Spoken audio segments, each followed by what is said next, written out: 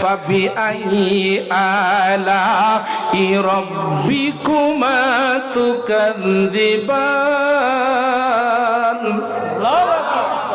বান্দারে তোমরা আমার কোন কোন নিয়ামতকে অস্বীকার করবা?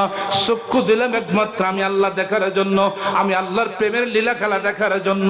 বান্দারে জবানটা দিলাম একমাত্র আমি আল্লাহর প্রশংসা করার জন্য, আমি আল্লাহর জিকির করার জন্য, আমি আল্লাহকে স্মরণ করার জন্য, ডাকার জন্য।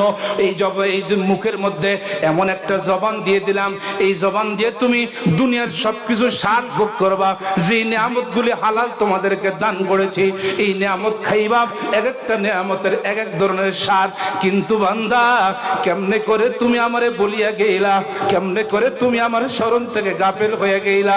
বান্দা একটাবার চিন্তা করো, একটাবার বোঝো রে বান্দা, এই দুনিয়ার বুকে হাত দিয়েছি, হাতের 5টা আঙ্গুল দিলাম, তুমি আমার স্মরণ করবা, তাসবিহ করবা, আমার জিকির করবা।